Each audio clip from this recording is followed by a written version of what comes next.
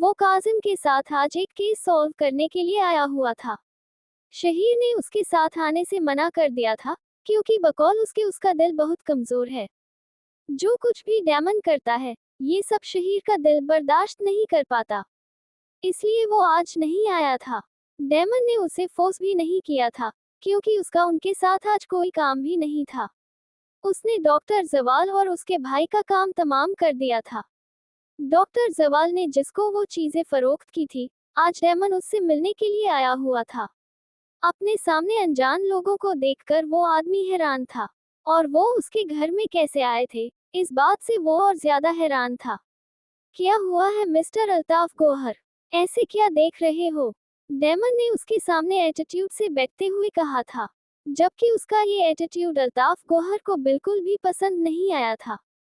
कौन हो तुम, और यहाँ क्या कर रहे हो? तुम्हारी हिम्मत भी कैसे हुई यहाँ आने की? वो गुस्से में खड़ा हो गया था, जबकि डेमन पुरसुकून बैठा था। इतनी भी क्या जल्दी है मेरा तारुफ सुनने की? पहले हम मिलकर कुछ बात कर लेते हैं, उसके बाद तारुफ भी कर लेंगे। डेमन ने बात की, और हमेशा की तरह शुरुआत में उसने अपने डिंपल की नुमाइश की थी। सामने वाले की खूबसूरती देखकर वो दंग हुआ था। वो तुर्की का शहजादा लड़कियों को क्या, सबको ही हैरान कर देता था। मैं जब तुम्हें जानता ही नहीं हूँ तो बात क्यों करूँ? कौन हो तुम, और यहाँ क्यों आए हो? उसका अंदाज अल्ताफ गौहर को तकसूस में डाल रहा था। तुर्की का डेमन, नाम तो सुना होगा, और ये भी जानते हो अपनी माफिया टीम रखने वाला डॉन। जिन कामों में तुम मुलव्वस हो, काम करने का अंदाज भी पता होगा। डेमन के तारुफ पर उसके चेहरे के रंग उड़े थे। वो हैरान होकर यमाम काज़मी को देख रहा था। उसके पास जितनी भी पावर हो, वो डेमन का सामना नहीं कर सकता था। उससे छुपने के लिए ही तो वो इस्तांबुल छोड़ आया था, क्योंकि उसे इस बात का अंदाजा हो गया था कि डॉक्टर जवाल पकड़ा जा चुका है, और बहुत जल्द अब उसकी बारी थी। अगर उसने उसे इस छोटे से गांव में ढूंढ लिया था तो वो फिर कुछ भी कर सकता था। अब उसकी आंखों में खौफ था। क्या चाहते हो मुझसे? उसने अपने डर पर काबू पाते हुए ये बात कही थी। वो हमें तुम्हें बताने की जरूरत नहीं है। जो हम चाहते हैं, खुद ही ले लेते हैं। काजिम ने मुस्कुराकर कहा था। पहले तो तुम ये करो कि जो कॉन्ट्रैक्ट तुमने साइन किए थे ना, वो इंसानी हिस्से लेने में, वो सब यहाँ मेरे सामने रखो। डेमन ने अपने दोनों पांव फोल्ड करके टेबल पर रखे थे। क्या तुम इसके बाद मेरी जान बख्श दोगे? अल्ताफ गौहर को अपनी जान की परवाह थी, इसलिए उसने फौरन से पूछा था। नहीं, डेमन मौत देता है, जिंदगी नहीं। अपनी जान उन्हें कितनी अजीज थी, ये देखकर डेमन को ज्यादा हैरानी नहीं हुई थी। लेकिन वो ये जरूर सोचता था कि अगर उनको जान इतनी प्यारी है तो ऐसे काम क्यों करते हैं। उन्हें लगता है कि उन्हें कोई पकड़ नहीं सकता, वो छुप कर लेंगे। दुनिया वालों से तो वो छुप लेते हैं, लेकिन जो खुदा ऊपर बैठा है, क्या उससे भी खौफ महसूस नहीं होता? वो तो देख रहा होता है। मुझे एक बात समझ नहीं आती, अगर तुम लोगों को अपनी जिंदगी से इतनी ही मोहब्बत होती है तो क्यों ये काम करते हो, और फिर डेमन के डर से छुपने की जगह ढूंढते हो? क्या उस अल्लाह से डर नहीं लगता जो सब जानता है? डेमन ने अपने जेब से ब्लेड निकाला था। आज उसने ब्लेड का इस्तेमाल करना था। अगर तुम मेरी जान नहीं बख्शोगे तो मैं भी वो कॉन्ट्रैक्ट नहीं दूंगा। अल्ताफ गौहर ने अपनी लड़खड़ाती जबान पर काबू पाया था। काजिम। डेमन ने काजिम को इशारा किया तो काजिम ने मोबाइल से एक वीडियो ओपन करके उसके सामने की थी। तुम्हारी प्यारी सी खूबसूरत सी बेटी की जान तुम्हारे हाथ में है, काजिम ने कहा था, जबकि उसे धक्के पर धक्का लग रहा था। वो ये बात जानता था कि डेमन लोगों की कमजोरियों पर हमला करता था, इसलिए उसने अपनी बेटी को न्यूयॉर्क भेज दिया था। लेकिन डेमन वहां तक भी पहुंच गया था। अब बताओ, वो कॉन्ट्रैक्ट देने हैं या बेटी की जान देनी है? डेमन ने मोबाइल पर आया नोटिफिकेशन देखा था, जहां पर ये शो हो रहा था कि कासिम और जोया उसके घर आए थे। उस वक्त वो इस्तांबुल में भी नहीं था। अगर कासिम ने कुछ किया तो खैर, वो जो भी करता, उससे छुपा हुआ तो होना नहीं था। उसने फिलहाल उस काम पर फोकस किया जो वो करने के लिए आया था। मैं दूंगा, दूंगा, तुम बस मेरी बेटी को छोड़ दो, वो डर कर कह रहा था। उसने मोबाइल निकालकर अपने किसी आदमी को कॉल किया था, जिसे उसने वो सब कॉन्ट्रैक्ट लाने के लिए कहे थे। डेमन को उन सब की जरूरत नहीं थी। बस उसने ये सब कासिम को देने थे, क्योंकि ये शख्स जो खुद को तुर्की की हुकूमत का एक सरबराह समझता था, असल में वो अंदर से तुर्की को कितना खोखला कर चुका है, ये बात कोई नहीं जानता था। लेकिन अब सभी जानेंगे। कुछ ही देर में उसका आदमी वो सारे कॉन्ट्रैक्ट ले आया था। उसने वो सब डेमन को दिए थे। अब मेरी बेटी को छोड़ दो, वो हाथ जोड़ते हुए कह रहा था। ओह शिट, डेमन ने अचानक ही कहा था, जबकि उसके ऐसा करने पर काजिम भी परेशान हुआ था। क्या हुआ है? काजिम ने उससे पूछा। शहीर को लाना था, क्योंकि तुम दोनों को ही मैंने ट्रेन करना था कि जान कैसे ली जाती है। आज का ये काम तुम करोगे और मैं देखूंगा, डेमन ने उससे कहा था। नहीं नहीं, हरगिज नहीं, ये सब तुम पर ही अच्छा लगता है, मुझसे ये सब नहीं होता, और न ही मेरे अंदर दिल है कि मैं ये सब बर्दाश्त कर सकूं। तो बिल्कुल भी नहीं, जो करना है तुम्हें, वो तुम खुद करो। काजिम ने फौरन से इनकार किया था, जबकि उसके ऐसा करने पर डेमन गुस्से से उसे घूर रहा था। मुझे मना करने से पहले सोच लिया करो किसे जवाब दे रहे हो। डेमन ये कहकर अल्ताफ गोहर की तरफ मुड़ा था, जो कि वहां से अपनी जान बचाने के लिए खिड़की की जानिब बढ़ चुका था। डेमन उसके पास आया था और उसने उसके कंधे से पकड़कर उसे नीचे फेंका था। डेमन की मौत से कोई भी नहीं बच सकता, तो फिर तुम क्या चीज हो? डेमन ने उसके ऊपर आते हुए कहा था। वैसे तुम्हारे पास मरने के लिए दो ऑप्शन हैं, काजिम ने अल्ताफ गोहर से कहा था। आसान हल यह है कि तेजाब पीकर अपनी जान खुद ले लो, या फिर डेमन के हाथों मरो। अगर डेमन मारेगा तो अंग अंग को तड़पाकर मारेगा, और अगर तेजाब पी लोगे तो एक ही बार में दम तोड़ दोगे। अब तुम्हारी मर्जी है, तुम्हें किस तरफ जाना है। उसे इसको अपने हाथों से तड़पाकर मारना था, और वो उसे एक ही बार दम तोड़ने की बातें कर रहा था। जल्दी से काम निपटाओ क्योंकि घर एक और मुसीबत आ चुकी है, काजिम ने कहा था, जिस पर डेमन उसे घूर रहा था। तुमसे पहले जानता हूँ, डेमन ने कहा। अगर जानते हो तो ये बात न भूलो, वहाँ मौजूद तुम्हारी बीवी तुम्हारे साथ नहीं रहना चाहती। काजिम ने उसे ये बात याद दिलाई थी। उसकी इस बात पर डेमन का चेहरा सुर्ख हुआ था। उसने उसके हाथ से उछाली गई तेजाब की बोतल कैच की थी और खोलकर उसके मुंह में डाल दिया था। वो बहुत जोर से धाड़ा था। उसके चेहरे पर छाले फूटने लगे थे, और उसके अंदर मौजूद सारी रगें गल चुकी थी। उसकी जल्द भी गल गई थी। अब उसका ढांचा नजर आ रहा था। डेमन ने उसे फेंका था। वो कॉन्ट्रैक्ट लिए थे और काजिम के साथ वहां से गायब हो गया था। वो किचन में खाना बना रही थी जब कासिम और जोया आए थे। वो इतना तो अब समझ गई थी, यमाम के होते हुए वो कहीं भी नहीं जा सकती थी, इसलिए उसे कासिम की मदद की जरूरत थी। उसे किसी भी तरह से कासिम का नंबर चाहिए था, उससे बात करनी थी, लेकिन शायद अल्लाह ने उसकी सुन ली थी। आज यमाम भी घर पर नहीं था और कासिम भी घर आया था। उसने फौरन से खाना वगैरह बंद किया था और लाउंज में आई थी। उन लोगों को सलाम करके वो वहीं बैठ गई थी। जोया, मेहर को अब किसी भी तरह से जोया को यहाँ से भेजना था। ऐसा करो गुड़िया, किचन से पानी ले आओगी। मैं खाना बना के अभी आई हूँ तो जरा थक गई हूँ, मेहर ने मुस्कुराकर कहा था। जी भाभी, मैं ले आती हूँ। ये बात करके वो वहां से चली गई थी। भाई, मेहर फौरन से कासिम के पास आई थी। जी भाभी, वो उससे बहुत छोटी थी, लेकिन थी तो उसके बड़े भाई की बीवी ही ना, इसलिए वो उसे भाभी ही कहता था। भाई, यमाम डेमन है, वो सबकी जान लेता है। मुझे उनके साथ नहीं रहना, मुझे उनसे दूर जाना है। प्लीज आप मेरी मदद करेंगे, मेहर ने बहुत मासूमियत से और इल्तिजाई अंदाज में कहा था, जबकि उसकी बात सुनकर कासिम हैरान हुआ था। क्या वो उसके साथ खुश नहीं थी? अगर उसे ये सब पता था तो उसने यमाम से शादी ही क्यों की थी?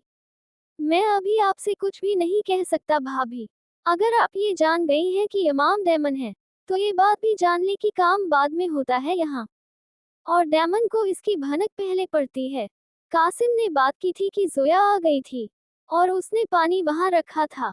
सॉरी जोया, उस दिन मैंने इतनी बदतमीजी की थी। मेहर को अपने उस रवैये पर अफसोस था, इसलिए उसने उससे माफी मांगना बेहतर समझा था।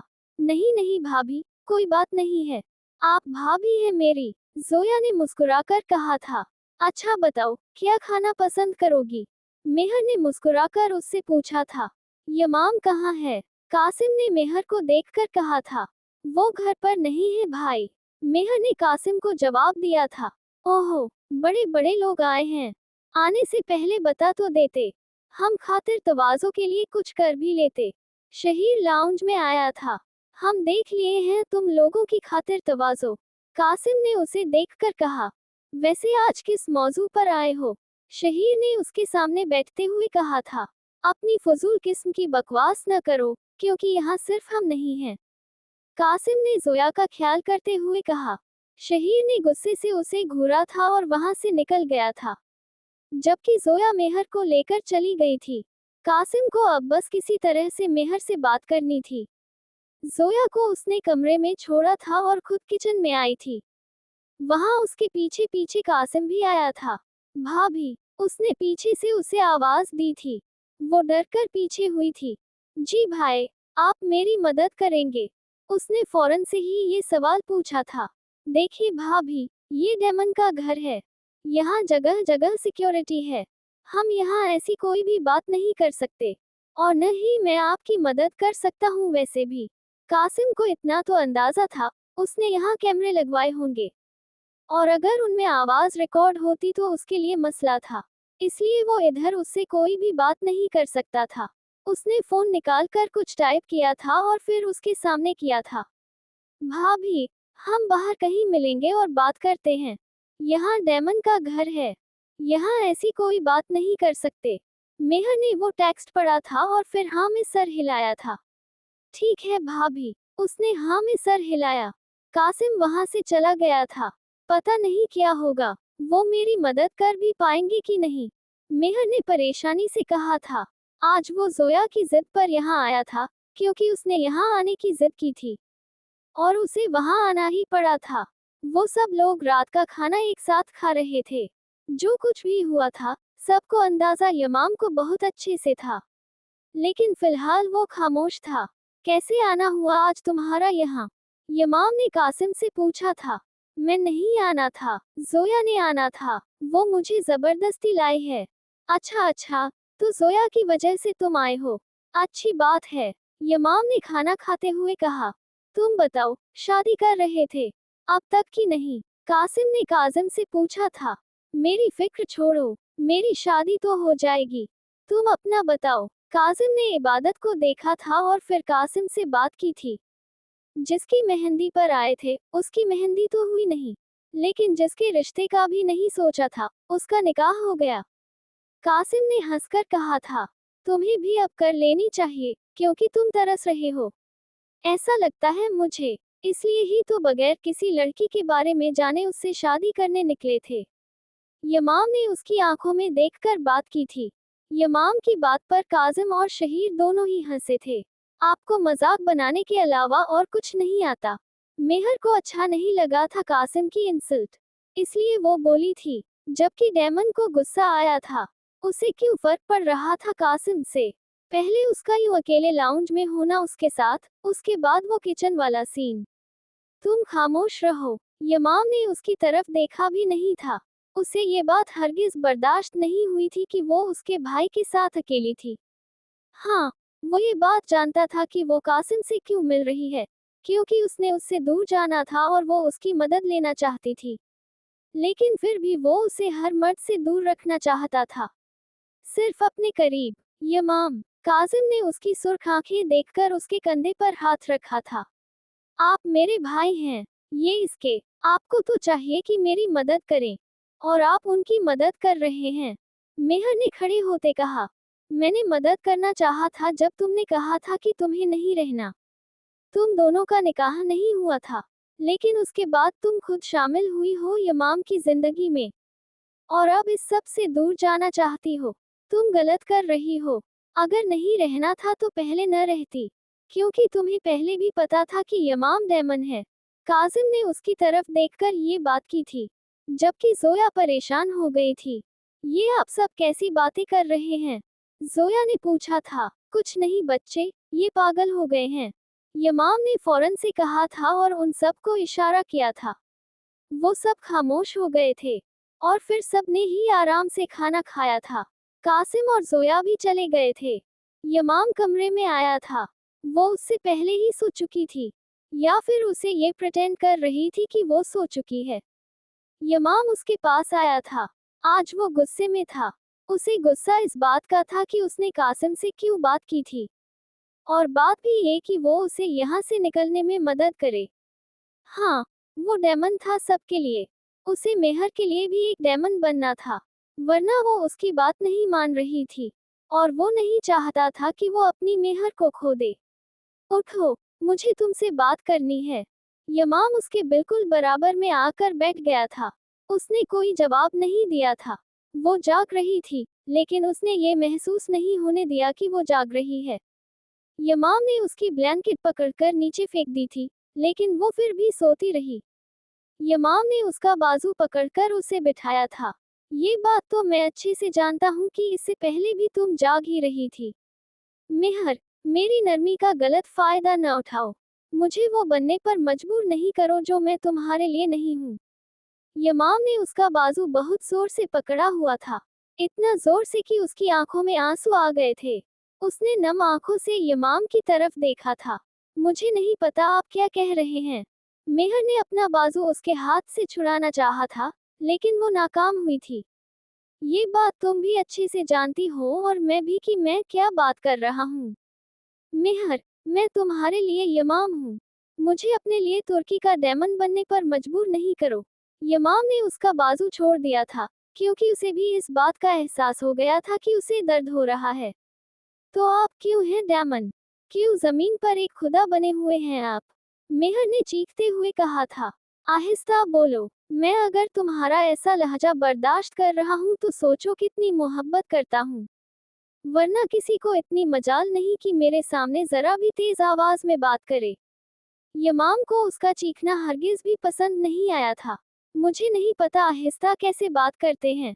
मैं ऐसे ही बात करूंगी अब आपसे, मेहर ने गुस्से से कहा था।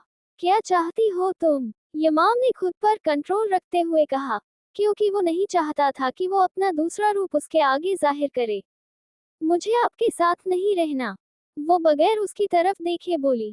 यही बात मेरी आंखों में देखकर कहो कि तुम्हें मेरे साथ नहीं रहना। यमाम ने उसका चेहरा पकड़कर अपने चेहरे के बिल्कुल करीब कर लिया था। मैं आपकी आंखों में नहीं देख सकती। मुझे आपसे डर लगता है। मेहर ने उसके चेहरे से अपनी नजरें हटा ली थी। ठीक है, तो फिर तुम यहाँ से कहीं भी नहीं जाओगी। और दूसरी बात ये कि कासिम से दूर रहो।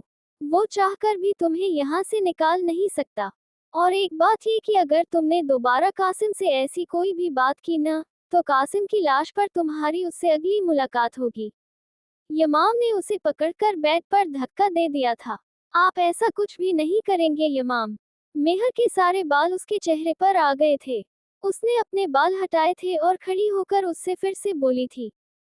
तुम यही समझती हो न कि मेरे लिए किसी को मारना मुश्किल नहीं है। तो यही बात दिमाग में रखते हुए कासिम से दोबारा बात करने की कोशिश न करना। यमाम ने उसकी आंखों में देखते हुए कहा। उसने अपने कदम उसकी जानिब लिए थे, जबकि वो पीछे होते हुए नहीं में सर हिला रही थी। उसके सारे बाल बिखर गए थे। पीछे बेड था और वो उसके साथ लग गई थी। यमाम उसके बिल्कुल करीब आ गया था। यमाम ने उसे पीछे की तरफ धक्का दे दिया था। वो बेड पर गिरी थी। यमाम उसके ऊपर आया था और उसकी आंखों में देखने लगा। क्यों करना है हम पर ये सितम? हमें खुद से दूर करके क्यों इन आंखों के दीदार से महरूम करना है? मेहर ने अपनी आंखें फेर ली थी, इसलिए यमाम ने उसका चेहरा पकड़कर अपने सामने किया था और फिर उसके लबों पर अपने लब रख दिए थे। आप मेरे साथ जबरदस्ती नहीं कर सकते हैं। जब यमाम ने उसके लबों को आजादी दी तो वो बिखरे सांसों के साथ कह रही थी। तुम जबरदस्ती की बात कर रही हो। मैं तुम्हारे साथ सब कुछ करने का हक रखता हूँ मेरी जान। यमाम ने उसके लबों पर फिर से अपने लब रख लिए थे। उसके ऊपर आते, उसे अपने शिकंजे में करते, वो उसमें समाने लगा था। उसके चेहरे से होते हुए वो उसकी गर्दन पर आया था। वहां अपनी मोहब्बत की मुहरें सबत करते, वो उसकी जान हल्कान कर चुका था। मेहर, तुम मुझ पर अपना जादू करती जा रही हो। मेरा दिल कर रहा है तुम्हें बताऊं कि तुम्हारा यमाम किस हद तक रोमांटिक है। पहले तुम्हारी जान देखकर मैं रहम कर देता था, लेकिन अब तुम्हारी आज की हरकत मुझे इस बात पर आमादा कर रही है कि मैं तुम्हें बताऊं कि मैं तुम में किस कदर समाना चाहता हूँ। यमाम आंखों में खुमारी लिए हुए कह रहा था। नहीं, आप ऐसा कुछ भी नहीं करेंगे। मेहर नहीं में सर हिला रही थी। वो नहीं चाहती थी कि वो यमाम की आदी हो। वो माने या न माने, उसे यमाम की आदत हो गई थी। तुम्हें ऐसा क्यों लगता है जान? मैं तुम्हारे रोकने पर रुक जाऊंगा। यमाम ने उसकी आंखों में देखकर पूछा था। क्योंकि मैं कह रही हूं ना, मेहर ने मासूमियत से कहा था। उसके ऐसा कहने पर यमाम मुस्कुराया था। आज मैं तुम्हें बताना चाहता हूं मेहर, तुम्हारा यमाम कितना बेताब है तुम पर खुद को जाहिर करने के लिए। आज जो तुमने किया, उसकी सजा मैं तुम्हें दूंगा, ताकि तुम दोबारा अपने यमाम से दूर जाने की बात न करो। मेहर, मैं तुम्हारी रूह में उतरना चाहता हूँ, ताकि जब तुम मुझसे दूर जाने का सोचो तो तुम्हारी सांसें रुकें, तुम मुझसे दूर न जा सको। यमाम ने उसकी गर्दन पर दोबारा से अपने होंठ रखे थे। मेहर के मुंह से सिसकी निकली थी, क्योंकि यमाम ने जहां अपनी मोहब्बत की मुहरें छोड़ी थी, वहां वहां फिर से होंठ रखे थे। यमाम ने उसका दुपट्टा उसके वजूद से अलग किया था और फिर उसकी कमीज कंधे से हटाई थी, और वहां पर अपने लब रखे थे मोहब्बत से। मेहर ने अपनी आंखें बंद कर ली थी और बैग की शीट को जोर से मुट्ठियों में जकड़ लिया था। यमाम के हाथ उसके पेट पर चल रहे थे। तेरे हर अंग पर छोड़कर मोहब्बत की मुहरें। हम तुझे बताएंगे मोहब्बत में मीठा दर्द क्या होता है। वो पूरी रात उस पर अपनी मोहब्बत की बारिश करता रहा था। उसको अपने अंदर समाते हुए वो उसकी जान अजाब कर चुका था, उसे निढाल कर चुका था। इबादत कमरे में आई तो उसका मोबाइल बज रहा था। वो अभी बाहर से आई थी, जॉगिंग के लिए गई हुई थी। उसे अगर यमाम तक पहुंचना था तो किसी तरह से मेहर के करीब होना था, क्योंकि वो उसे अपनी टीम में तो शामिल करने से रहा था। उसे मेहर के करीब होकर उससे सारी मालूमात निकलवानी थी। वैसे भी वो उससे दूर जाना चाहती थी, इसलिए उसकी मदद जरूर करेगी। इबादत ने कॉल उठाई थी और मोबाइल कान से लगाया। वो ब्लैक टॉप और जीन्स में थी। वो किसी भी लड़के का आइडल हो सकती थी, लेकिन बेगैरत मर्द का। हाँ बोलो, क्या इन्फॉर्मेशन है? हसनैन ने उसकी कॉल उठाते ही कहा था। कोई इन्फॉर्मेशन नहीं है फिलहाल मेरे पास, और मैंने तुम्हें कहा है कि मैं तुम्हें खुद कॉल करूंगी, और मुझे यहाँ कॉल न किया करो, क्योंकि मुझे लगता है कि यहाँ डेमन ने सिक्योरिटी की हुई है, कोई न कोई। इबादत ने गुस्से से कहा था। तुम्हें जो करना है जल्दी करो। अगर तुम्हें डेमन चाहिए तो तुम्हें मेरी मदद करनी होगी। हसनैन गुस्से से बोला था। अभी कॉल रखो, फिलहाल मैं तुम्हें खुद कॉल करूंगी।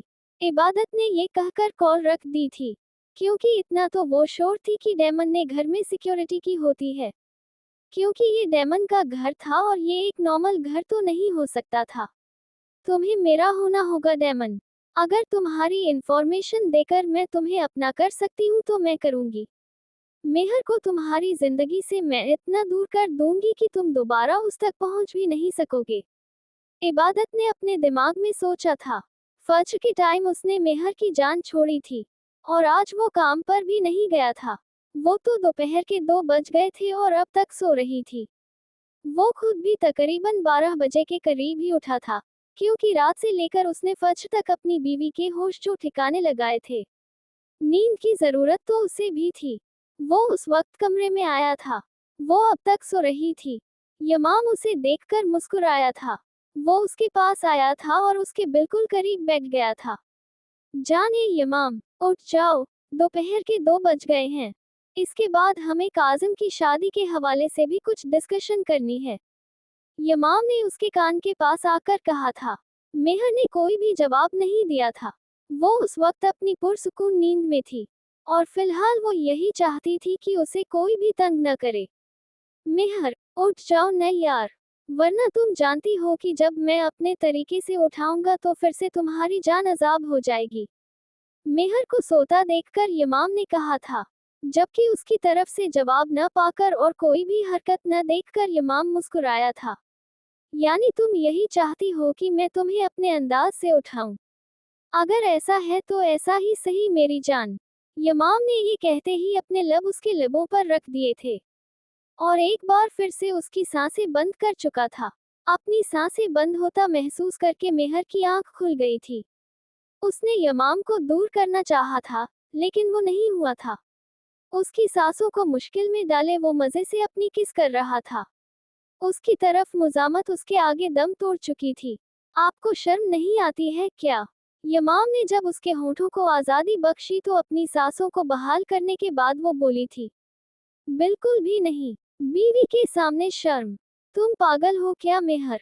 यमाम फिर से रात वाले टोन में वापस आ चुका था, और ये मेहर के लिए खतरे की घंटी थी। यमाम प्लीज, मुझे जाना है फ्रेश होने। मेहर ने उसे रोमांटिक मूड में देखकर कहा था। नहीं, तुम्हें तो सोना था ना। यमाम ने उसे तंग करने के लिए कहा था। नहीं, मुझे शावर लेना है और बहुत भूख भी लगी है। ये कहकर उसने ब्लैंकेट अपने ऊपर से हटाया था, लेकिन शर्म के मारे उसने फिर से अपने ऊपर ब्लैंकेट वापस ले लिया था। क्या हुआ? तुम रुक क्यों गई? जाओ ना। यमाम ने उसका सुर्ख चेहरा देखकर हंसते हुए कहा था। आप मेरा मजाक बना रहे हैं? मेहर ने मासूमियत से कहा था। अपनी हालत देखकर उसे खुद पर खुद रोना आ रहा था। अरे अरे, नहीं नहीं। उसकी आंखों में नमी झलकती देखकर यमाम ने फौरन से कहा, अच्छा अच्छा, तुम आराम से तैयार हो जाओ, मैं बाहर जा रहा हूँ। लेकिन जल्दी आना, खाना ठंडा न हो जाए। रात वो उसे बहुत तंग कर चुका था। अब उसको तंग करना मतलब सच में उसे रुला देना था। इसलिए वो उसे मजीद तंग करने का इरादा तर्क करते हुए वहां से बाहर चला गया था। मेहर ने सुकून का सांस लिया था और वो भी उठी थी फ्रेश होने के लिए। खुद के वजूद पर वो खुद नजरें नहीं डाल पा रही थी, क्योंकि जगह जगह यमाम की मोहब्बत की मुहरें थी। ये देखकर उसे यमाम की रात वाली सरगोशी याद आई थी जो उसने रात में उसके कान के करीब की थी। जान, सुबह शावर लेते आप खुद अपने वजूद पर से नजरें चुराएंगी। और साथ में शेर पड़ा था, खुद को देखकर कल तुम खुद से नजरें भी न मिला पाओगे। यूं हमने अपनी मोहब्बत में रंगा है तुम्हारे वजूद को। वो सब लोग साथ बैठकर खाना खा रहे थे। मेहर और यमाम एक साथ बैठे हुए थे। मेहर ने आज अपने ऊपर बहुत अच्छे से दुपट्टा सेट किया था। साथ में एक हिजाब भी किया था, ताकि उसकी गर्दन पर जो उसने मुहरें छोड़ी थी वो नजर न आए। क्या हुआ है बच्चे? ये आपने इतने दुपट्टे क्यों लिए हुए हैं? काजिम ने उसे देखकर पूछा था। काजिम की बात पर वो कंफ्यूज होकर उसे देख रही थी। वेट, इबादत ने अचानक ही कहा था। क्या हुआ है इबादत? काजिम उसे यूं अचानक बोलता देखकर बोला, ये तुम्हारे गाल पर कैसा निशान है? जरा मुझे देखने दो। इबादत अपनी जगह से खड़ी हो गई थी। पास आकर जब उसने उसका चेहरा देखा तो वहां दांतों के निशान थे। ये देखकर उसके चेहरे के तासुरात बदले थे।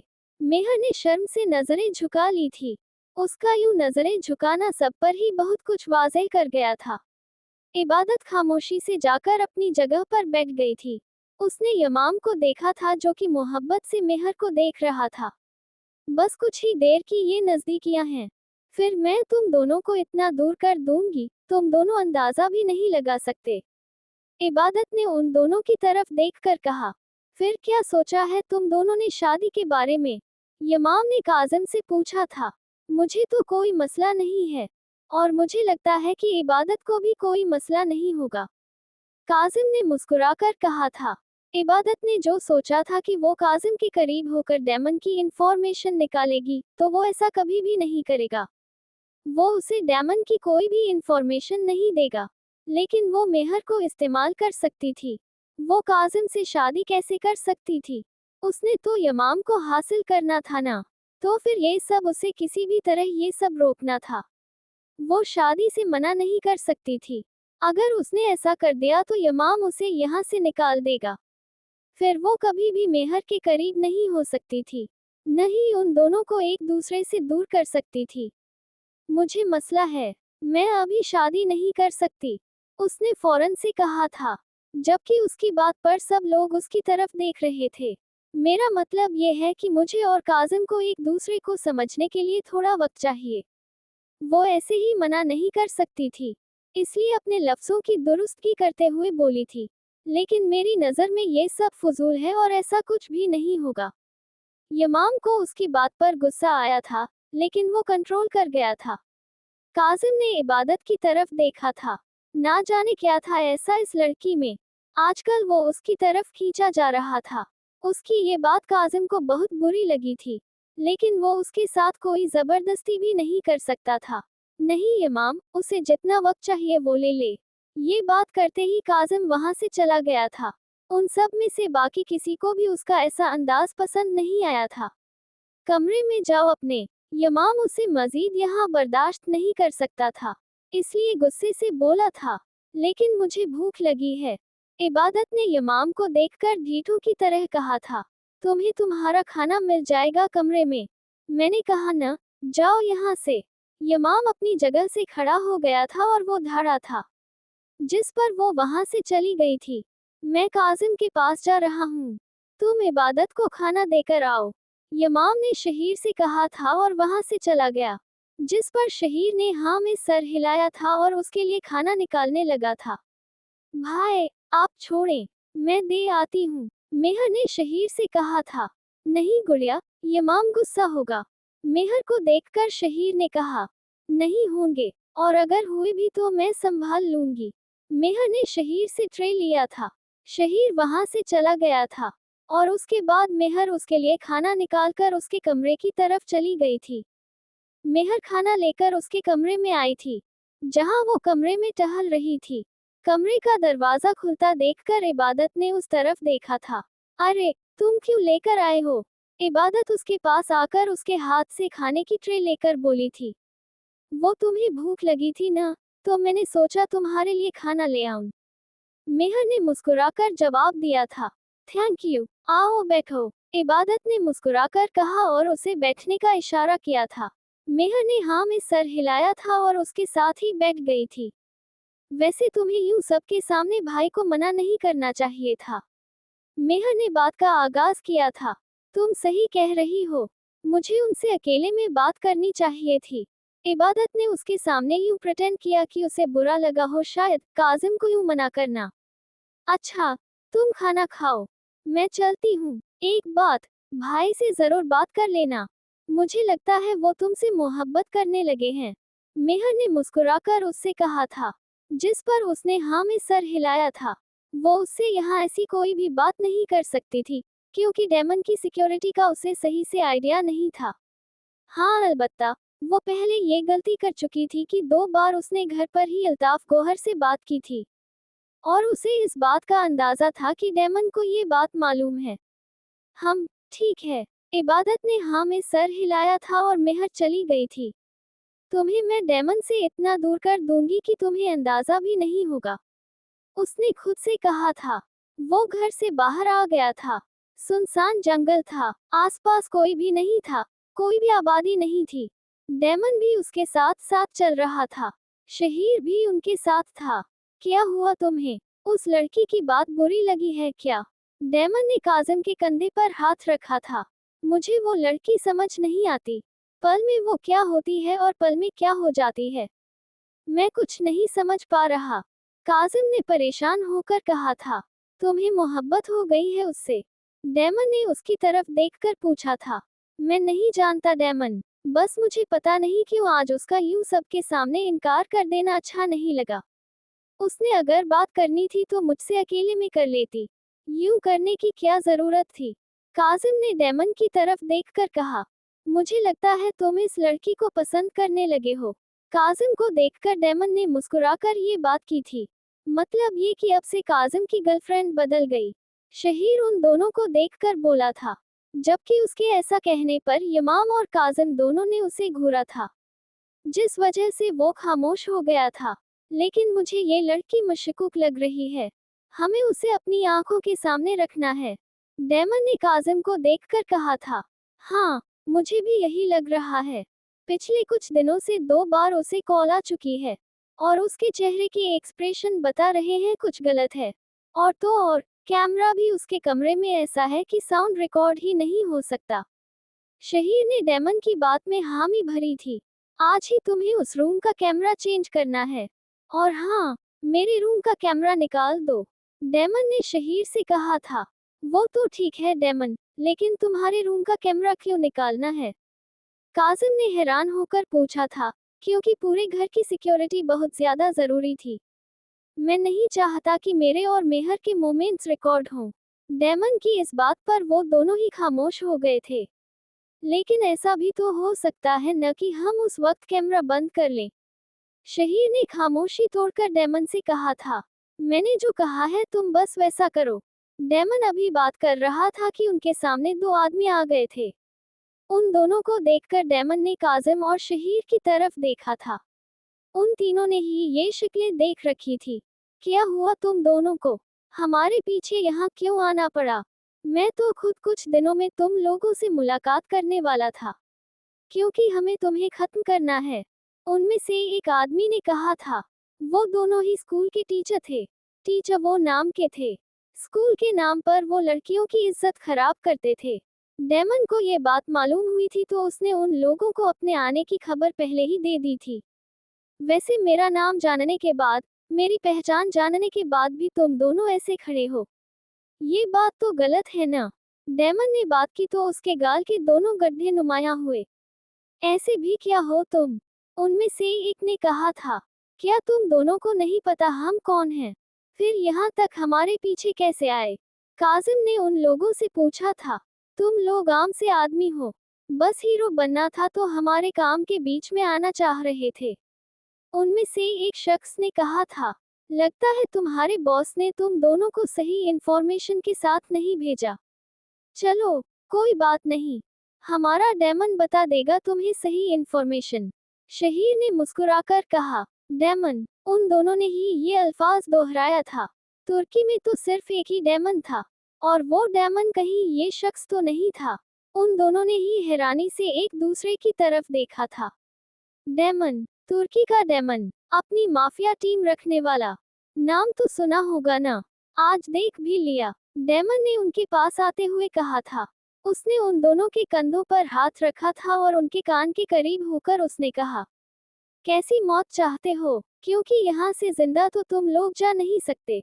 डेमन ने हल्का सा मुस्कुराकर कहा था, प्लीज, छोड़ दो हमें, बख्श दो, हमें ये नहीं पता था, हम कभी भी ऐसी गलती दोबारा नहीं करेंगे। वो अब उसके सामने हाथ जोड़ रहे थे। डेमन को अगर तरस आ जाए, फिर वो डेमन तो नहीं होना। डेमन उन दोनों से पीछे हुआ था। उसने अपनी गन निकाली थी और उन दोनों पर तानी थी, और फिर अगले ही पल वो दोनों जमीन पर पड़े हुए थे। उसकी गन में जितनी भी गोलियां थी, वो सब उसने उन दोनों के वजूद पर निकाल दी थी। कॉल करो, ये काम भी खत्म करना है। काजिम, सारी डिटेल रखनी है, हमें जाना है। डेमन ने काजिम से कहा था, जिस पर उसने हाँ में सर हिलाया था। और शहीर, तुम्हें उस लड़की पर नजर रखनी है। एक पल की भी कोताही मुझे बर्दाश्त नहीं होगी। डेमन ने शहीर को देखकर सख्ती से कहा था, क्योंकि काम के साथ साथ वो मजाक भी करता था, और उस मजाक के दौरान वो काम में कोई भी कोताही बर्दाश्त नहीं कर सकता था। यमाम कमरे में आया तो मेहर कमरे में नहीं थी। उसने पूरे कमरे में मेहर को ढूंढा था, लेकिन वो कहीं भी नहीं मिली थी। मेहर, मेहर, कहाँ हो मेहर? यमाम उसे आवाज देते देते कमरे से बाहर आया था, लेकिन वो लाउंज में भी नहीं थी। मेहर, कहाँ हो यार? यमाम उसे ढूंढते ढूंढते किचन में आया था। वो वहां भी नहीं थी। कहाँ गई है ये लड़की? यमाम परेशान हो गया था। अब वो उसे ढूंढते ढूंढते बाहर आ गया था। वो बाहर भी नहीं थी, लेकिन उसके लिए एक और बड़ा धक्का ये था कि लकी भी वहां नहीं था। ये क्या? लकी, वो लकी की जगह पर आया था, वो भी वहां नहीं था। ये क्या हो रहा है? न घर में मेहर है, न लकी। कहीं लकी ने तो कुछ। वो ये बात सोचना भी नहीं चाहता था कि कहीं लकी से डरकर तो वो कहीं नहीं गई थी। वो यही बातें सोच रहा था जब उसे घर के पीछे वाली जगह से रोशनी आई थी। वहां कौन हो सकता है? वो भी इस वक्त, यमाम ने खुद से कहा था, और वो उस तरफ गया था। वो जगह खतरनाक थी। वहां उसने बहुत किस्म के जानवर रखे हुए थे, और एक खूबसूरत सा बाग भी था। मेहर, वो उस बाग के बिल्कुल दरमियान में थी और उस बाग की खूबसूरती को देख रही थी। मेहर, मेहर, पागल तो नहीं हो ना तुम? यहाँ क्या कर रही हो? यमाम फौरन से उसके पास आया था और उसने उसे अपने हलकों में लिया था। यमाम, ये जगह कितनी प्यारी है। अभी वो यमाम से बात ही कर रही थी, यमाम ने उसे अपने बाजुओं में उठा लिया था। मेहर, ये जगह सिर्फ देखने में प्यारी है, इसके अलावा इसमें कुछ भी प्यारा नहीं है। यमाम उसे बाहर लाया था और उसे मजीद अपने साथ लगा लिया था।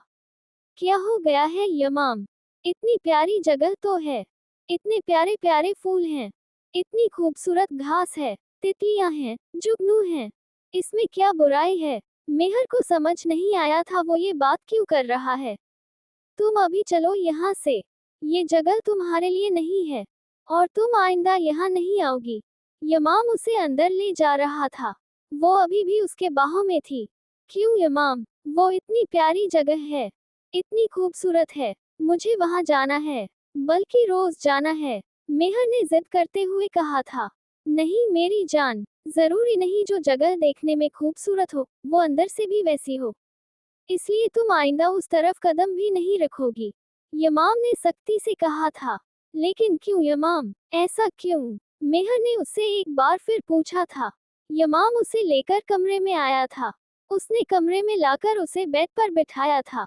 मेहर, एक बार की बात तुम्हें समझ नहीं आती क्या? मैंने कह दिया न तुम वहां दोबारा नहीं जाओगी, तो नहीं जाओगी। और अब बात खत्म। अब की बार यमाम ने सख्ती से कहा था। उसकी सख्ती पर उसकी आंखें भीग गई थी। आप बहुत बुरे हैं। वो नम आंखों से उसकी तरफ देखकर बोल रही थी। तुम वहां कब से थी? यमाम ने उसकी बात को इग्नोर किया था और उससे सवाल किया। मेहर, मैं कुछ पूछ रहा हूँ।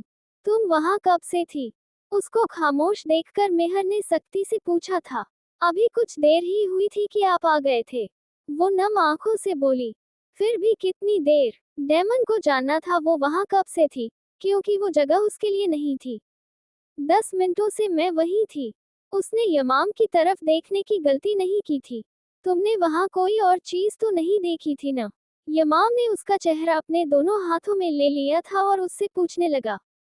नहीं, उसने उसकी तरफ देखते हुए नहीं में सर हिलाया था, जिस पर यमाम ने उसे अपने अंदर छुपा लिया था।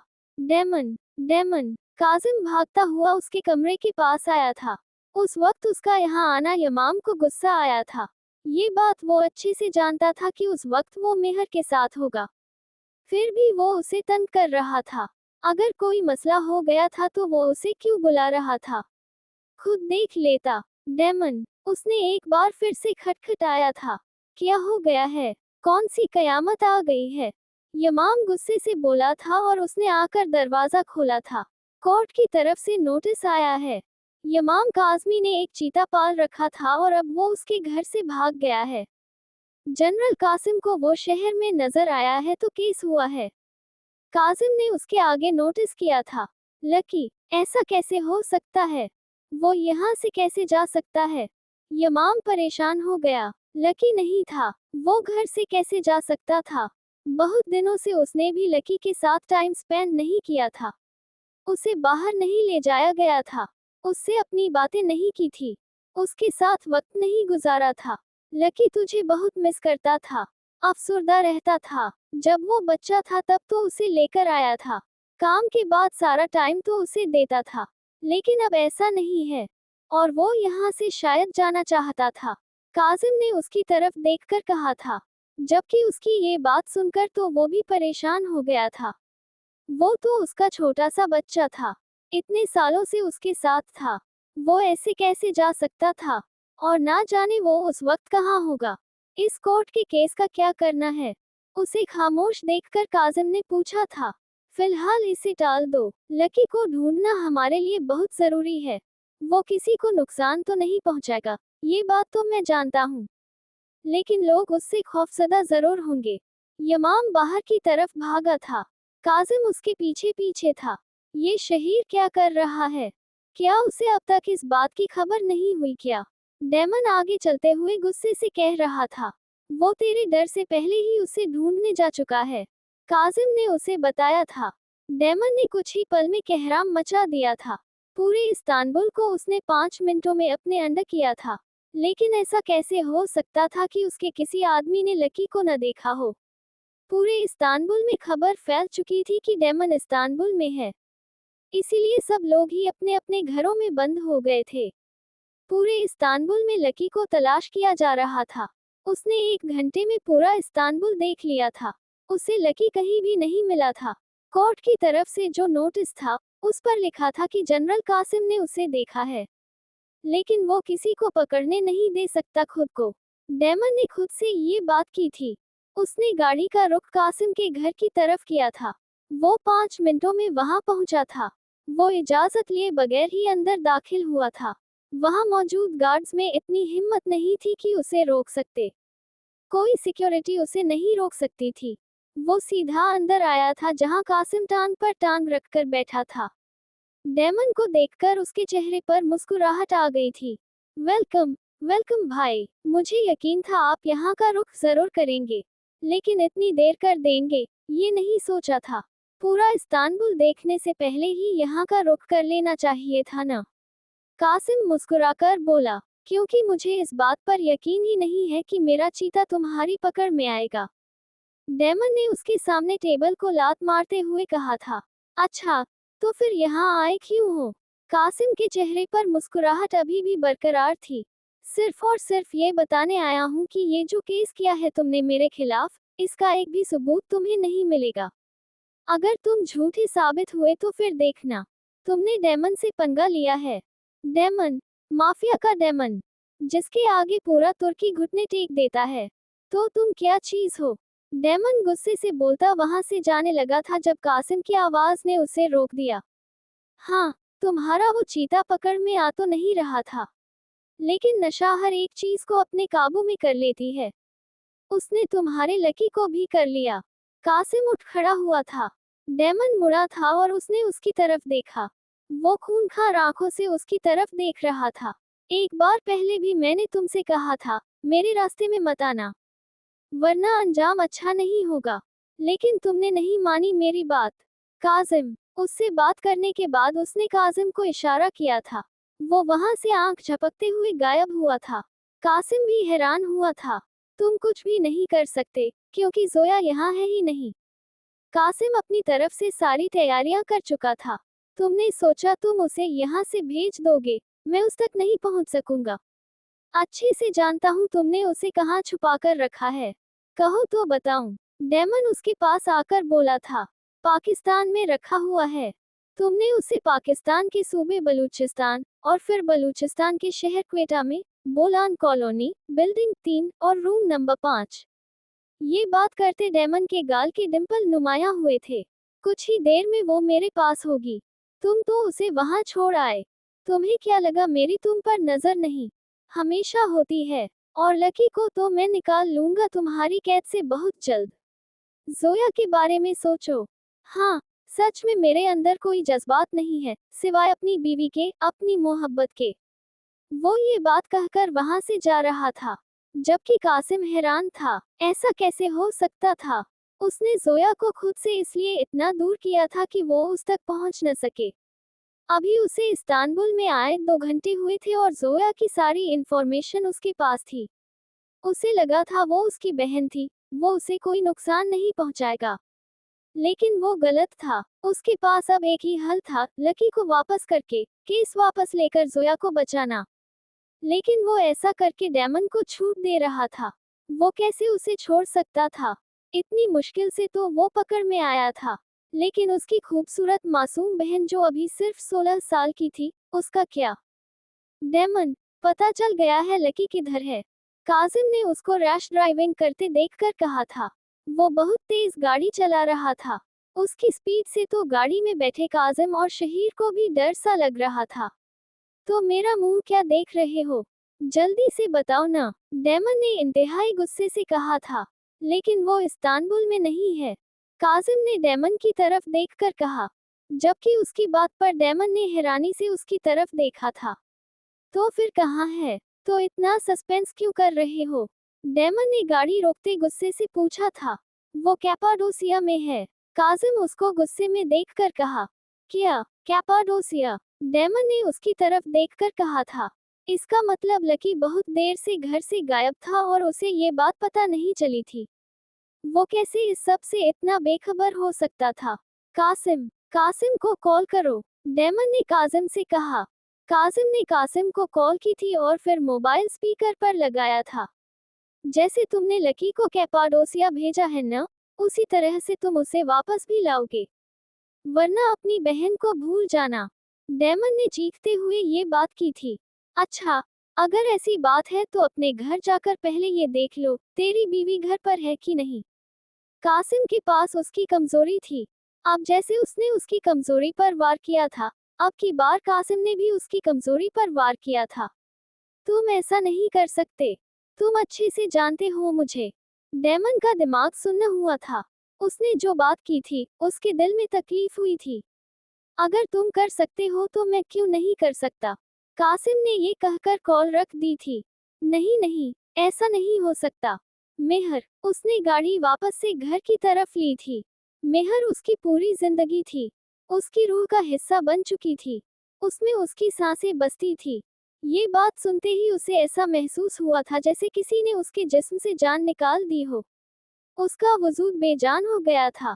उसका दिल किसी ने मुट्ठी में जकड़ लिया था। उसकी मेहर उसके पास नहीं थी, उसके करीब नहीं थी, और उसे नुकसान पहुंचाने वाले की वो जान ले लेगा, ये बात उसने सोच ली थी।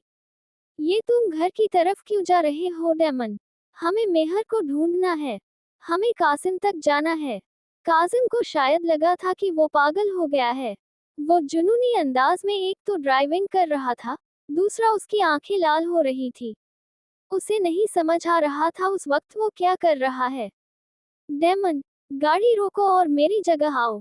मैं ड्राइव करता हूँ। काजिम ने डेमन के हाथ पर हाथ रखा था, लेकिन डेमन ने उसकी एक न सुनी थी। उसने गाड़ी वापस मोड़ी थी। क्या कर रहा है? अभी लग जाते, काजिम ने उसके गाड़ी मोड़ने पर कहा था। वो सच में उस वक्त जुनूनी बना हुआ था। वो तीनों उस वक्त कासिम के पास मौजूद थे।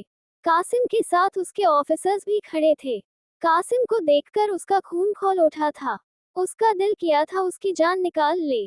जिसने उसके इतने अजीज हस्ती को हाथ लगाया है, उसे अगली सांस न लेने दे। यमाम ने गुस्से में आते हुए उसके पास आकर उसका गिरीबान पकड़ लिया था। उसके ऑफिसर्स आगे बढ़े थे। अगर तुम में से कोई ये चाहता है कि उसकी बीवी सारी उम्र उसके गम में रोती रहे, और बच्चे दरवाजे पर बैठकर तुम्हारी राह तकते रह जाएं, और माँ बेआसरा हो जाए, तो वो शौक से डेमन के हाथों मरे। डेमन ने धाड़ कर कहा था।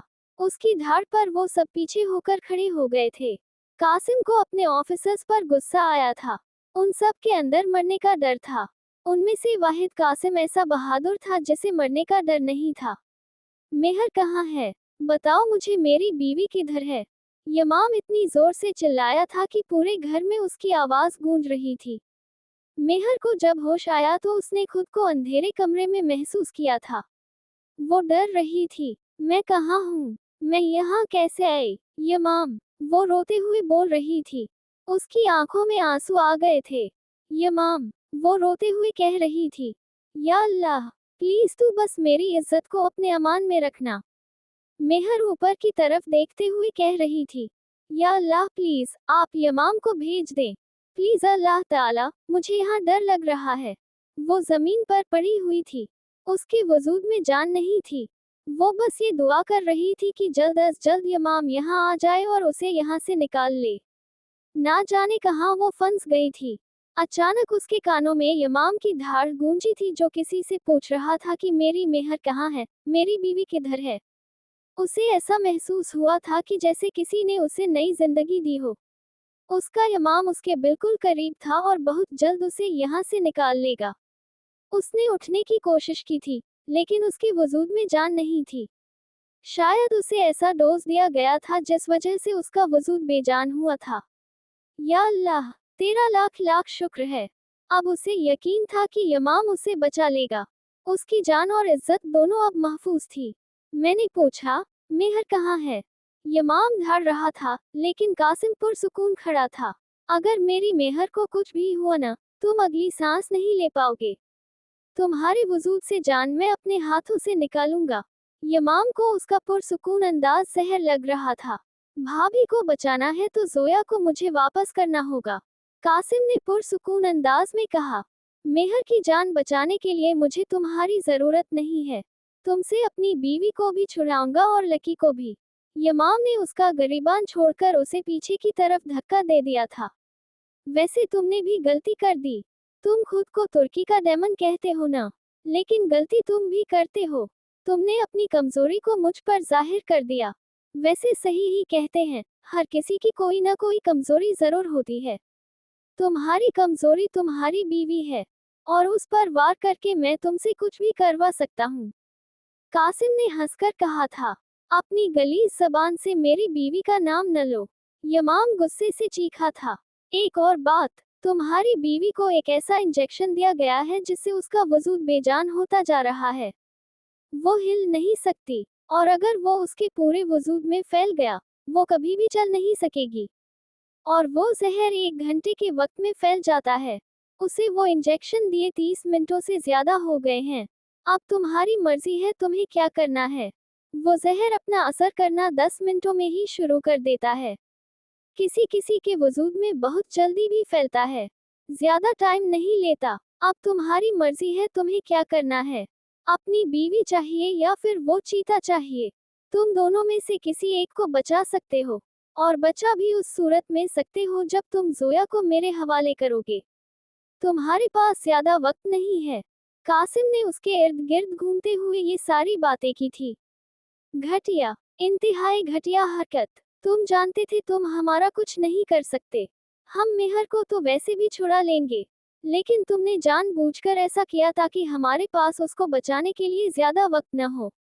कासिम ने उसकी तरफ देखकर कहा था, बिल्कुल ठीक। अगर मैं ऐसा न करता तो डेमन कभी भी अपनी बीवी को बचा सकता था, और वो अपनी बीवी भी ले जाता और लकी भी।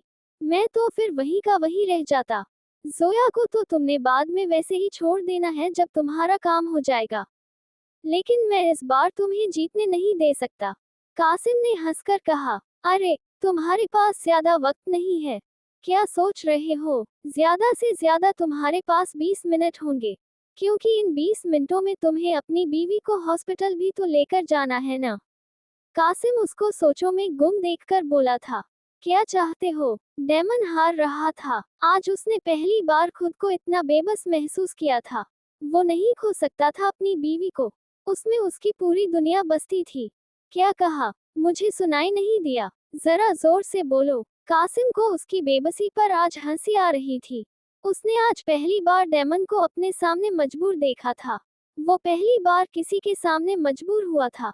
ज्यादा हवाओं में उड़ने की जरूरत नहीं है, क्योंकि डेमन बदला लेगा, और ऐसा बदला लेगा कि तुम्हारी सोच बातों में वक्त जाया न करो। क्या चाहते हो? जल्दी बोलो। डेमन की आंखें गुस्से से लाल थी। जोया को छोड़ो और लकी को भी तुम्हें छोड़ना होगा। इसके बाद मैं तुम्हें मेहर को वापस कर दूंगा। कासिम ने मुस्कुराकर कहा, ठीक है, अब बताओ मेरी मेहर कहाँ है, वरना मैं तुम्हारी जान ले लूंगा। बताओ मुझे कहाँ है मेरी बीवी। डेमन ने उसके पास आकर उसका गरीबान पकड़ लिया था। अरे अरे, इतनी जल्दी क्यों? पहले जोया को तो मेरे पास लाओ। कासिम आज सच में उसकी बेबसी को एंजॉय कर रहा था। तुम पागल हो गए हो? पाकिस्तान से उसे यहाँ लाना। तुम ऐसी घटिया बात कैसे कर सकते हो? मुझे मेरी बीवी का बताओ, तुम्हें तुम्हारी बहन मिल जाएगी। डेमन ने गुस्से से कहा था, ये कॉन्ट्रैक्ट है, इन सब बातों का साइन करो, ताकि तुम अपनी बातों से मुकर न जाओ। कासिम ने कुछ पेपर उसके आगे किए थे।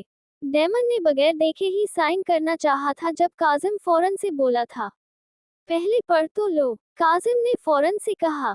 उसने कासिम की बात को इग्नोर किया था और फिर पेपर साइन कर दिए थे। फिर कासिम की तरफ बढ़ाए थे। अब बताओ मेरी बीवी कहाँ है? डेमन ने उसके पास आकर पूछा था। जोया के कमरे में है, जाओ ले आओ, कासिम ने कहा था। वो फौरन से ऊपर की जानिब भागा था। कासिम ने जब वो कॉन्ट्रैक्ट पढ़ा था, कासिम की तरफ देख रहा था जो कि मुस्कुराकर उसकी तरफ ही देख रहा था। यमाम जोया के कमरे में आया था। उसने कमरे की लाइट खोली थी जहां मेहर नीचे जमीन पर पड़ी हुई थी। यमाम फौरन से उसके पास आया था। उसने मेहर का सर अपनी गोद में रखा था। वो बेहोश हो गई थी। मेहर, मेरी जान, मेरा बच्चा, आंखें खोलो, प्लीज आंखें खोलो। यमाम ने उसका चेहरा थपथपाया था। उसने आहिस्ता आहिस्ता से आंखें खोली थी और यमाम की तरफ देखा था। उसमें अब इतनी हिम्मत नहीं थी कि वो आंखें खोल सके। यमाम। मेहर ने हाथ उठाना चाहा था लेकिन नहीं हुआ था। यमाम, मुझे, खामोश, कुछ नहीं बोलो। यमाम ने उसे अपने अंदर छुपा लिया था। यमाम ने उसे अपने बाहों में उठा लिया था और उसके बाद उसे लेकर नीचे आ रहा था। उसकी आंखें भीगी हुई थी। उससे नहीं बर्दाश्त हो रही थी अपनी बीवी की ऐसी हालत। उसका दिल कर रहा था कि वो किसी भी तरह बस अपनी बीवी को बचा ले। वो नीचे आया था। कासिम मेहर को देखकर हैरान हुआ था। उसके वजूद पर सुर्ख धब्बे बन गए थे। इसका मतलब था कि जहर पूरे वजूद में फैल चुका है। ये क्या हो रहा है? ये उसका वजूद। डेमन उसके पास आकर रुका था। कासिम को यकीन नहीं आ रहा था कि ये क्या हो गया। देर हो चुकी थी और बहुत ज्यादा देर हो चुकी थी। उसे खामोश देखकर यमाम रुका नहीं था, चला गया था। अब कुछ नहीं हो सकता यमाम, कासिम ने पीछे से कहा था, जबकि यमाम ने उसकी बात नहीं सुनी थी और वहां से चला गया था। कासिम से बहुत बड़ी गलती हो गई थी। उसे ऐसा नहीं करना चाहिए था। उसने बहुत गलत किया था। उसे मेहर को वो जहर नहीं देना चाहिए था। लेकिन जहां तक वो जानता था कि इसका असर तो 1 घंटे में मुकम्मल होता है, लेकिन अभी तो 40 मिनट थे। तो इसका असर इतनी जल्दी कैसे हो गया था? और इसका असर जब मुकम्मल होकर पूरे वजूद में फैल जाता है तब जिस्म में धब्बे बनते हैं।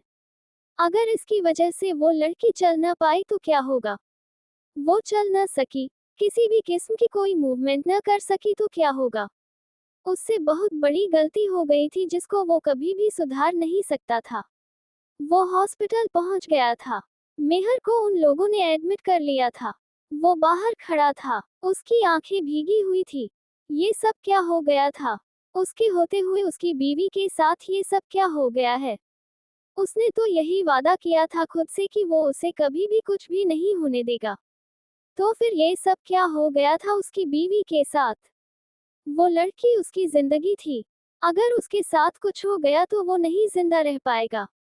काजिम और शहीर भी वहां पर आ गए थे। काजिम ने आकर उसके कंधे पर हाथ रखा था। उसने आज पहली बार उसकी आंखों में आंसू देखे थे, वो भी एक लड़की के लिए। उसे कुछ नहीं होगा ना? यमाम उसके गले लग गया था।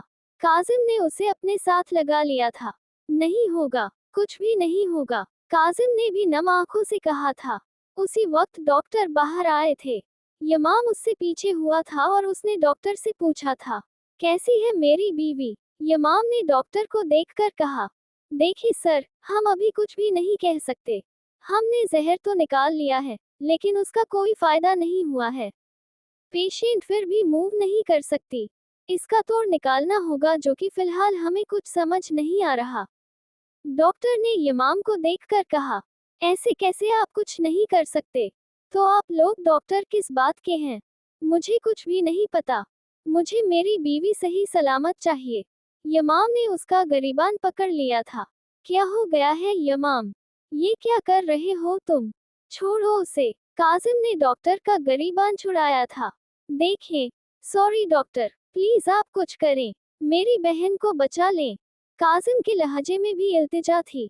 देखें, हमने जहर निकाल लिया है। उनकी जान को कोई खतरा नहीं है, लेकिन वो किसी किस्म की भी कोई मूवमेंट नहीं कर पाएंगी।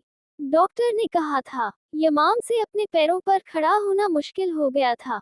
डॉक्टर वहां से चला गया था। यमाम को काजिम ने सहारा दिया था। शहीर भी उसके पास आया था। भाई, संभाले खुद को। शहीर ने उसे वहां बिठाया था। अगर मेरी बीवी को कुछ हुआ तो मेरे गजब का वो बहुत बड़ा शिकार होगा। नहीं छोड़ूंगा उसे, जान ले लूंगा मैं उसकी। यमाम की आंखें सुर्ख हो गई थी। उसकी बीवी में उसकी जान बसती थी। वो उसे कभी भी नहीं खो सकता था। उसके बगैर उसे भी सांस नहीं आती थी।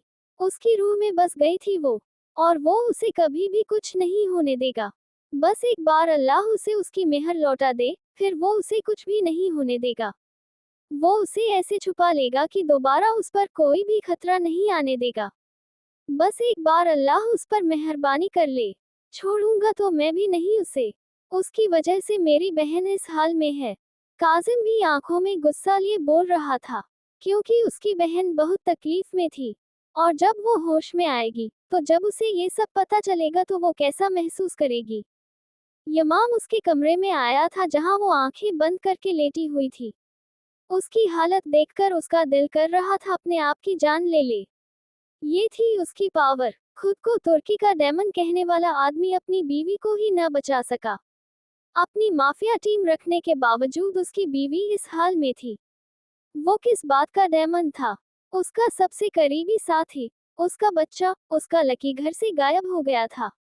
उसे पता ही नहीं था। और उसके बाद उसकी बीवी, उसकी कुल कायनात, उसकी चलती सांसों की वजह वो घर से उठा ली जाती है। उसे ये भी पता नहीं चलता वो कैसे इतना लापरवाह हो गया था उन सब से। उसने तो वादा किया था न खुद से, उसे ऐसे छुपा लेगा कि किसी की नजर भी पड़ने नहीं देगा। तो फिर ये सब क्या हो गया था? क्यों वो उसकी हिफाजत नहीं कर पाया था? क्यों वो इस हाल में थी? क्यों वो उससे इतना बेखबर हो गया? क्यों? आखिर क्यों? उसके दिमाग में ये सारी बातें चल रही थी। आज उसे ऐसा महसूस हो रहा था उसके डेमन होने का कोई फायदा नहीं। उसके पास इतनी पावर होने का कोई फायदा नहीं, क्योंकि इतनी पावर होने के बाद भी उसकी बीवी इस हालत में थी। वो तुर्की का डेमन कहलाने के लायक ही नहीं था। यमाम उसके पास आया था। स्टूल घसीटकर वो उसके पास बैठ गया था। उसने उसका हाथ अपने हाथ में लिया था। उसके हाथ पर अपने होंठ रखे थे। उसकी आंखों में मौजूद आंसू मेहर के हाथ पर गिर रहे थे। मुझे माफ कर दो मेहर, मैं खुद से किया गया एक वादा भी न निभा सका। तुम्हें हर्ट भी किया और तो और तुम्हारी हिफाजत भी नहीं कर सका। मैं नहीं बन सका एक अच्छा शौहर। बाकी सब की हिफाजत करते करते मैं कैसे तुम्हें भूल गया? कैसे? वो उसके हाथ पर बार बार अपने होंठ रख रहा था। नहीं, यमाम। उसकी आंख से गिरे आंसू जो कि उसके हाथ पर गिर रहे थे, उनसे वो होश में आ चुकी थी। उसने उसकी सारी बातें भी सुनी थी। वो समझ नहीं पा रही थी क्या बोले। मेहर, यमाम जो कि उसके हाथ अपने हाथ में लिए बोसा दे रहा था, उसकी आवाज सुनकर वो फौरन से खड़ा हुआ था। तुम ठीक हो ना मेरी जान? मेरी मेहर, तुम ठीक हो ना? यमाम ने उसका चेहरा अपने दोनों हाथों में ले लिया था और पागलों की तरह बोल रहा था।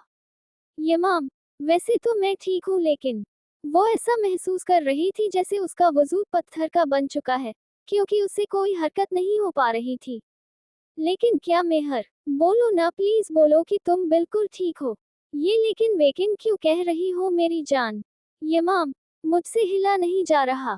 मैं हरकत नहीं कर पा रही। वो उसकी तरफ देखकर नम आंखों से बोल रही थी। उसकी बात सुनकर यमाम ने उसका हाथ छोड़ दिया था और वो नहीं में सर हिलाते हुए पीछे की तरफ जा रहा था। नहीं मेहर, बोलो तुम मुझसे मजाक कर रही हो। बोलो, ऐसा नहीं हो सकता। ऐसा कैसे हो सकता है? नहीं हो सकता ऐसा मेहर, नहीं। आज वो कहीं से भी तुर्की का डेमन नहीं लग रहा था।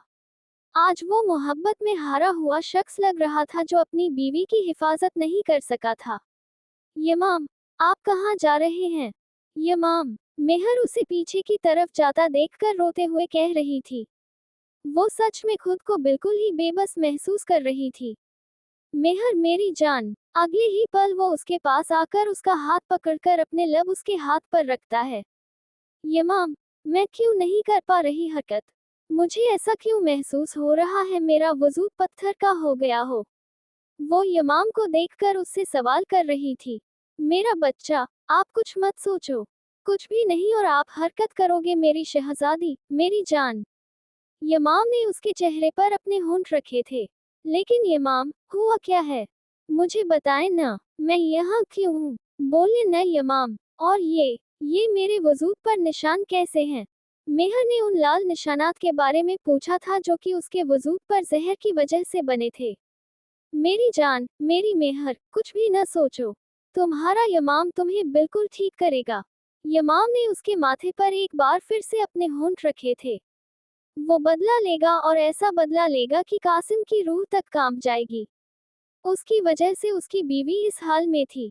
उसने अच्छा नहीं किया था। उसने हमेशा उसे सिर्फ सोया की धमकी दी थी। उसके साथ कुछ भी बुरा नहीं किया था, लेकिन उसने उसके जज्बात के साथ खेला था। उसकी बीवी को तकलीफ दी थी।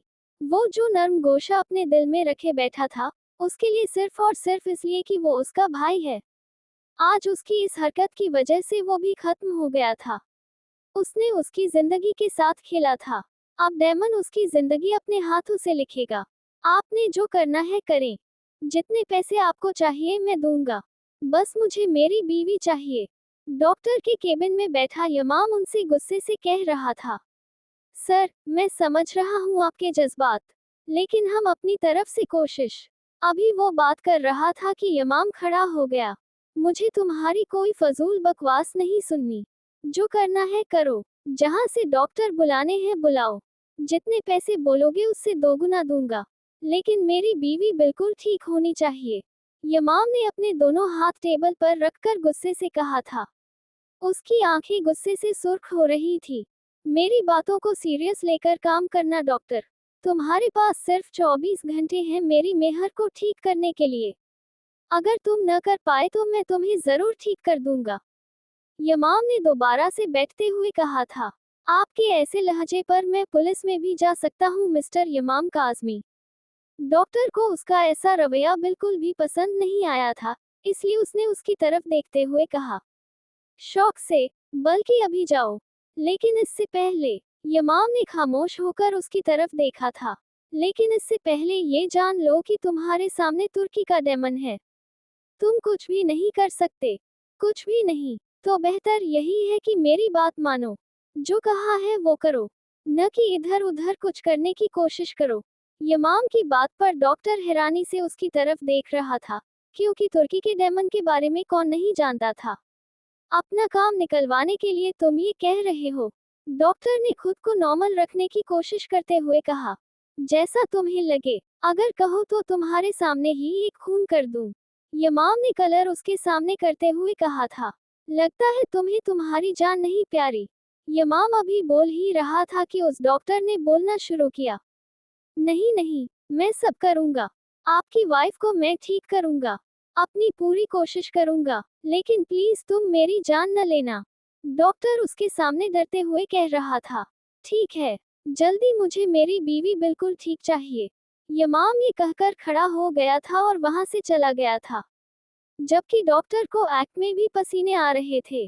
क्या कहा है डॉक्टर ने? मेहर ठीक तो हो जाएगी न? काजिम उसे बाहर आता देखकर बोला था, अब तो उन्हें मेहर को ठीक करना ही पड़ेगा। यमाम ने उसकी तरफ देखकर कहा, क्या मतलब? काजिम जैसे जान गया हो वो क्या अंदर करके आया था। बहुत डर रहा था बेचारा। उसे तो यकीन ही नहीं आ रहा था मैं तुर्की का डेमन उसके सामने हो सकता हूँ। यमाम ने उसकी तरफ देखकर कहा। उसकी बात पर काजिम ने उसे देखा। जान निकाल लूंगा मैं उस घटिया इंसान की। उसने ये हरकत की भी कैसे? यमाम ने कुछ देर की खामोशी के बाद कहा था, यमाम। काजिम ने उसके कंधे पर हाथ रखा। देखो, तुमने डॉक्टर को डरा धमका तो दिया, लेकिन अगर वो इसका तोड़ न निकाल सका तो हमें सिर्फ अपनी ताकत पर यकीन नहीं रखना चाहिए। मुझे लगता है हमें अल्लाह से मांगना चाहिए, वो हमारी सुनेगा। यहाँ तक भी तुम्हें लाने वाला वो ही है। मेहर को तुम्हारी जिंदगी में लाने वाला भी वही है। तो अपनी ताकत को छोड़कर सब कुछ उस परवरदिगार पर छोड़कर आज मेहर की जिंदगी उससे मांगते हैं। उसके बाद देखेंगे किसके साथ क्या करना है और किसके साथ नहीं। काजिम की बातों पर उसने हाँ में सर हिलाया था। हाँ, जब तक उसकी मेहर बिल्कुल ठीक नहीं हो जाती, वो अल्लाह से मांगता रहेगा। और वो इतना मांगेगा कि अल्लाह को उसकी मेहर को बिल्कुल ठीक करना होगा। तुम मेहर के पास ही होगे। किसी भी चीज की जरूरत हो, हमें फौरन से कॉल करना बस। काजिम ने शहीर से कहा था, जिस पर उसने हाँ में सर हिलाया था। वो दोनों चले गए थे। आज वो दोनों ही मेहर के ठीक होने की दुआ और फरियाद अपने रब से करेंगे। बेशक वो अल्लाह कुछ भी करने पर कादिर है। कायनात की हर शय उसके मुताबिक चलती है। वो सजदे में गिरा हुआ रो रहा था। उसके पास अल्फाज नहीं थे। कैसे अपनी कैफियत को अपने रब के सामने बयान कर सके। वो तो एक आम इंसान था। वो जो खुद को तुर्की का डेमन कहता था, हर चीज उसके कब्जे में होती थी। दरअसल तो वो एक आम सा इंसान था। उसके हाथ में कुछ भी नहीं था। आज उसे इस बात का एहसास और यकीन दोनों हो रहा था, वो कुछ भी नहीं था सिवाय एक आम इंसान के। जो कुछ कर सकता था वो जात ऊपर बैठी थी। अगर कोई आज उसकी बीवी की जिंदगी बचा सकता था तो वो जात ऊपर बैठी थी। तो फिर हम लोग क्यों भूल बैठते हैं इंसान कुछ भी नहीं है। हम क्यों जमीन पर खुदा बने होते हैं। हम क्यों अपने रब को भुलाकर दुनियावी जिंदगी में गुम हो जाते हैं। और फिर क्यों मुश्किल आने पर उसे पुकारते हैं। पहले क्यों नहीं याद करते। वो अपने रब से दूर हुआ था। उसे लगता था वो कुछ भी कर सकता है, लेकिन आज उसे एहसास हो रहा था वो जो भी था उस रब ने किया था। उसके पास जो ये कंट्रोल था, इतनी पावर थी, वो सिर्फ और सिर्फ उस खुदा की वजह से थी, जैसे वो भूल गया था शायद। उसने कभी भी खुद को जमीन पर खुदा नहीं माना था। हाँ, वो ये समझता था कि उसकी हुकूमत थी, वो कुछ भी कर सकता था, लेकिन आज उसे एहसास हो रहा था वो कुछ भी नहीं कर सकता था। अगर वो लोगों की मदद करता था तो ये अल्लाह ताला चाहते थे, सिर्फ जरिया वो था।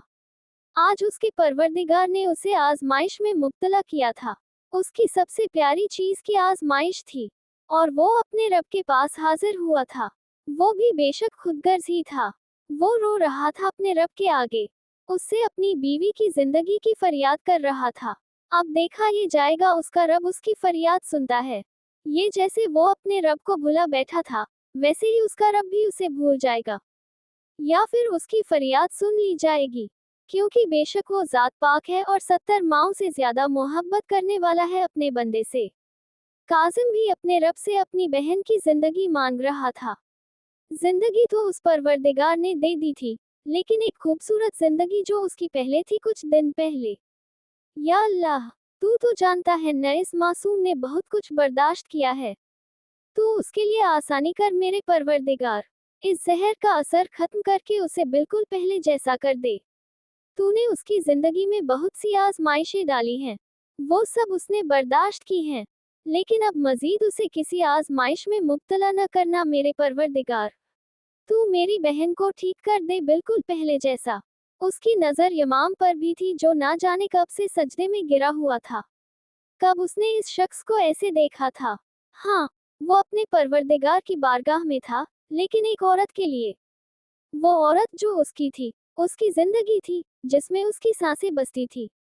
वो जो खुद को जज्बात से आरी शख्स कहता था, अल्लाह ने उसे मोहब्बत में मुब्तला किया था। और ऐसी मोहब्बत में मुब्तला की ऐसी मोहब्बत आज तक किसी ने नहीं की होगी किसी से। उसके पास पल पल की खबर आ रही थी मेहर की। जोया को उसने वापस अपने पास बुला लिया था। यमाम ने तो अपना वादा पूरा किया था, लेकिन वो नाकाम हो गया था। वो कैसे कर सकता था ऐसे? उसने एक लड़की की पूरी जिंदगी खराब कर दी थी। उसने तो उसे भाई कहा था ना, तो फिर वो अपनी ही बहन के साथ ऐसा कैसे कर गया? हाँ, यमाम ने बार बार उसे जोया के हवाले से डराया था, लेकिन कभी भी जोया को एक खरोंच तक नहीं आई थी। और वो तो उस लड़की की पूरी जिंदगी ले चुका था। ये क्या किया था उसने? क्या जवाब देगा वो अपने रब को? अपने मुफाद के लिए उसने एक लड़की के साथ इतना सब कर दिया था। वो तो यमाम को हराना चाहता था, तो उसको हराने के चक्कर में वो एक लड़की की जिंदगी कैसे बर्बाद कर सकता था? वो बहुत ही मासूम सी थी, और उसने उस लड़की के साथ बहुत बुरा किया था। ये बात तो वाज़ेह थी, डेमन ने उसे छोड़ना नहीं था, लेकिन उसे इस बात की परवाह नहीं थी। डेमन उसके साथ क्या करेगा? उसे फिक्र तो सिर्फ इस बात की थी, उस लड़की के साथ क्या होगा। क्योंकि जहां तक उसके पास इंफॉर्मेशन थी, जब वो जहर पूरे वजूद में फैल जाए तो उसे निकालने का भी कोई फायदा नहीं होता, क्योंकि वो अपना असर कर चुका होता है। क्या हुआ है भाई, आप इतने परेशान क्यों हैं? जोया जब से आई थी, वो उससे मिला भी नहीं था, और वो समझ नहीं पाई थी उसने उसे यूं अचानक पाकिस्तान क्यों भेजा है। वो उससे बात करना चाह रही थी, लेकिन उसने उसे ये कहकर भेज दिया था कि उसे फिलहाल कोई बात नहीं करनी है। उसकी तबीयत ठीक नहीं है। जोया एक बार फिर से आई थी, क्योंकि उसे अपने कमरे में सुकून नहीं मिल रहा था। गुड़िया, आप आराम करें ना, थक गई होंगी, कासिम ने उसकी तरफ मुड़कर कहा था। भाई, मैं ठीक हूँ।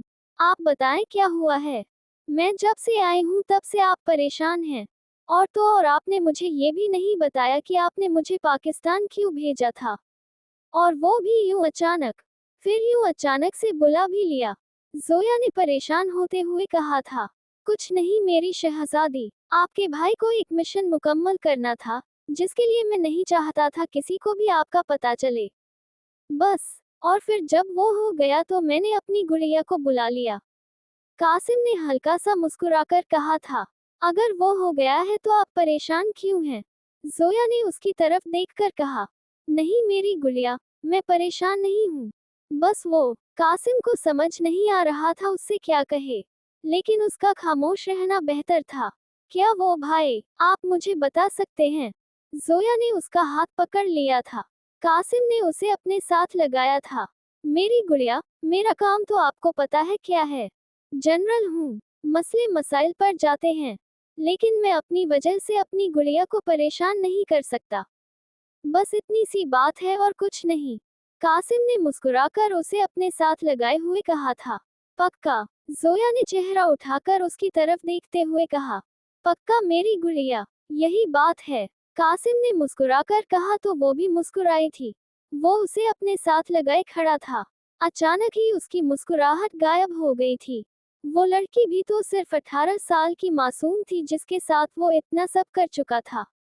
अगर वो दोबारा कभी चल न सकी तो कासिम खुद को कभी भी माफ नहीं कर पाएगा। लड़ाई उनकी थी और वो बीच में मेहर को लाकर उसकी जिंदगी बर्बाद कर चुका था। डॉक्टर आईसीयू से बाहर आए थे।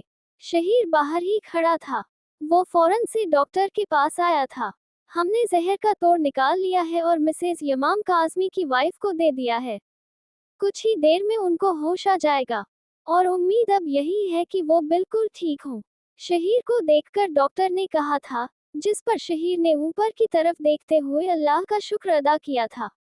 इस जहर के तोड़ का मतलब था सिर्फ मेहर को ही जिंदगी नहीं मिली थी, बल्कि उसके साथ साथ यमाम को भी जिंदगी मिली थी। थैंक यू डॉक्टर, शहीर ने मुस्कुराकर कहा। डॉक्टर जाने लगा था जब शहीर ने फिर से आवाज दी थी। वो, उन्हें होश कब तक आएगा? शहीर ने पीछे से कहा। देखिए, कुछ कह नहीं सकते, लेकिन जब आएगा आपको इन्फॉर्म कर दिया जाएगा। डॉक्टर ने मुड़कर कहा और वहां से चला गया था। शहीर ने फौरन से मोबाइल निकाला था और यमाम को कॉल की थी, लेकिन उसका नंबर बंद जा रहा था। उसने अब की बार काजिम को कॉल की थी। रिंगिंग तो जा रही थी लेकिन वो फोन उठा नहीं रहा था। क्या मुसीबत है? दोनों में से कोई भी कॉल नहीं उठा रहा। शहीर ने गुस्से से कहा था और फिर से काजिम को कॉल ट्राई की थी, जो कि अब की बार भी उसने नहीं उठाया था। अब उन्हें मैं इन्फॉर्म कैसे करूं? शहीर ने मोबाइल की तरफ देखते हुए कहा।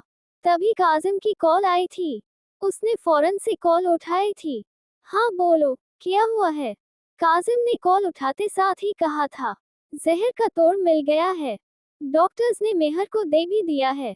अब सब उसके होश में आने का इंतजार है। शहीर ने मुस्कुराकर बताया था। या अल्लाह, तेरा शुक्र है। काजिम ने यमाम को देखा था जो कि अब तक सजदे की हालत में था। हम लोग अभी आ रहे हैं। काजिम ने ये कहकर कॉल रख दी थी और यमाम के पास गया था। आखिर अल्लाह ने उन लोगों की सुन ली थी। अल्हम्दुलिल्लाह।